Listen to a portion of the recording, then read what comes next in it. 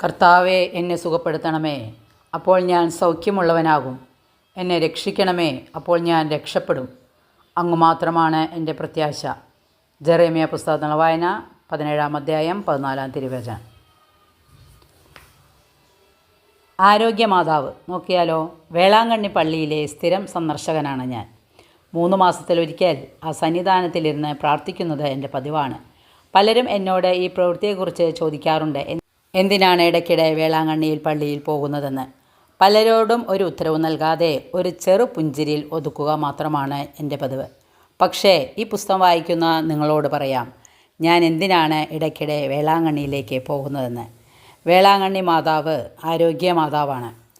ആർക്കെങ്കിലും ആരോഗ്യ പ്രശ്നം ഉണ്ട്, വലിയ സർജറി വരുന്നു, മാരക രോഗമാണ് എന്നൊക്കെ എന്നോട് പറഞ്ഞാൽ അവർക്ക് വേണ്ടി പ്രാർത്ഥിക്കാനാണ് ഞാൻ ആ പള്ളിയിൽ പോകുന്നത്. വേളാങ്കണ്ണി പള്ളിയിലിരുന്ന് 3 ദിവസത്തെ പ്രാർത്ഥന കഴിഞ്ഞ് വരുന്ന എനിക്ക് രോഗസൗഖ്യം ലഭിച്ച വാർത്തകൾ വിരളമായല്ല കേൾക്കാറുള്ളത്. ആരൊക്കെ എന്നോട് പ്രാർത്ഥനാ സഹായം അപേക്ഷിച്ചിട്ടുണ്ടോ അവർക്കെല്ലാം മാതാവ് വഴി ഈശോ സൗഖ്യം നൽകുന്നത് ഞാൻ കൺമുന്നിൽ കണ്ടിട്ടുണ്ട്.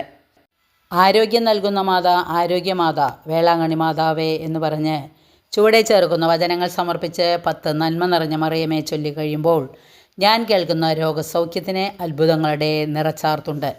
പറഞ്ഞാൽ വിശ്വസിക്കാൻ കഴിയാത്ത ഒത്തിരി രോഗസൗഖ്യങ്ങൾ പരിശുദ്ധ അമ്മ വഴി ലൂർദിലും ഫാത്തിമായിലും മെഡ്ജുഗോറിയയിലും വേളാങ്കണ്ണിയിലും നടക്കുന്നുണ്ടെന്ന് ഗൂഗിളിൽ സെർച്ച് ചെയ്താൽ നോക്കിയാൽ നമുക്ക് മനസ്സിലാക്കാൻ സാധിക്കും. ഈ വചനം നമുക്ക് ഏറ്റുചൊല്ലാം. ആരോഗ്യമാതാവേ, നമ്മുടെ ആരോഗ്യം വീണ്ടെടുത്ത് നൽകണേ എന്ന്. വചനം എല്ലാവർക്കും മനസ്സിലായി കാണുമെന്ന് വിശ്വസിക്കുന്നു. വചനത്തിൽ വിശ്വസിക്കുക, വചനമനുസരിച്ച് ജീവിക്കുക. സർവശക്തനായ ദൈവം നമ്മളെ അനുഗ്രഹിക്കട്ടെ. അമ്മ മാതാവും നമ്മോട് കൂടെ ഉണ്ടായിരിക്കും. വചനം ഇഷ്ടപ്പെട്ടെങ്കിൽ ലൈക്ക് ചെയ്യണേ. Okay, thank you, by.